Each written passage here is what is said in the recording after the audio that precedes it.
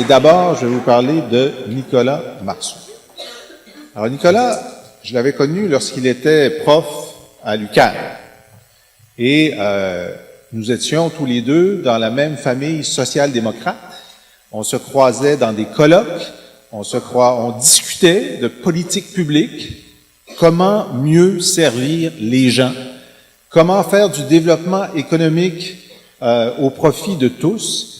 Et on était engagés dans une même bataille contre les gens qui disaient que les Québécois étaient poches, que les Québécois n'étaient pas dans le peloton de tête, qu'on n'était pas...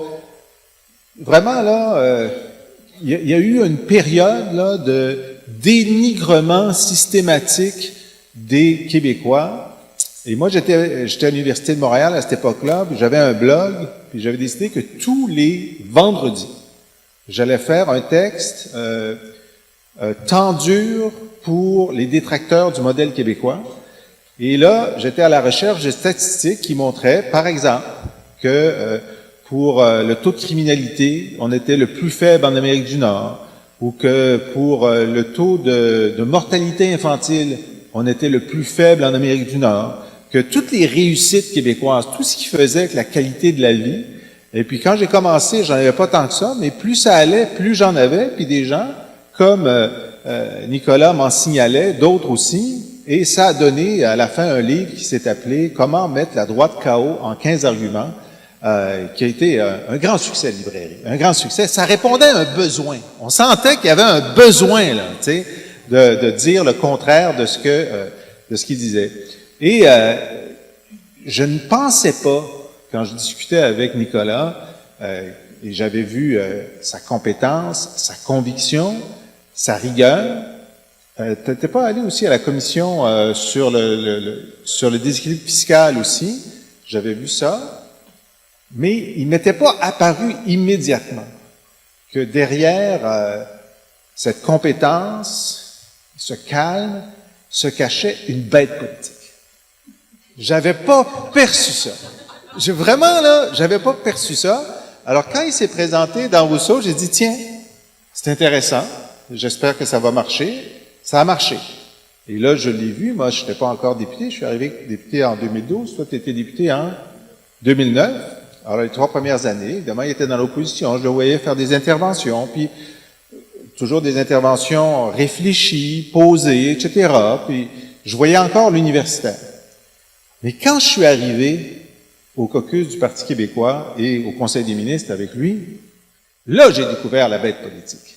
Là, j'ai découvert le gars qui faisait des interventions, bien sûr, compétentes sur ces sujets, mais des interventions passionnées sur la stratégie politique, la tactique politique. Puis savez-vous, il est très créatif, mais contre les adversaires, là, c'est un bagarreur. Il est pugnace, parfois un peu baveux. Ça m'a beaucoup surpris. Ça m'a beaucoup surpris, lui, que aller dans les coins là pour plaquer puis prendre la rondelle, il est capable de faire ça. Et j'ai appris depuis qu'il faisait du hockey. Hein, il joue au hockey encore chaque semaine, le mercredi soir. Il s'est même cassé la... Imaginez, il s'est même cassé la cheville pour compter un but. Tu sais, qu'est-ce qu'il fera pas pour la souveraineté? Bon. Alors, ben moi, écoute, je l'ai aimé encore mieux. Je l'ai aimé encore mieux parce qu'il n'y a rien que j'aime mieux que la passion. Et ça m'a rappelé, je vais le dire là, c'est pas la même chose, là, personne ne peut se comparer complètement, mais à certains égards, ça m'a rappelé Jacques Parizeau. Parce que quand je suis devenu conseiller de Jacques Parizeau, avant de devenir conseiller, puis de le voir au quotidien, c'était pour moi l'homme froid, le financier, le banquier, l'intellectuel. Et d'ailleurs, il jouait le rôle de celui qui n'avait pas d'émotion. Puis comme journaliste, je l'avais interviewé, puis j'essayais de lui faire raconter des choses, puis j'ai dit, bon, ben, à ce moment-là, telle chose se passe, comment vous sentez-vous? Il a dit, je ne me sens pas. C'est un jeu d'échecs, l'adversaire a bougé quelque chose, moi je bouge. Bon, il jouait au gars qui n'avait pas d'émotion. Et lorsque je suis devenu son conseiller, j'ai vu, c'était une boule d'émotion, c'était un émotif, M. Parizeau.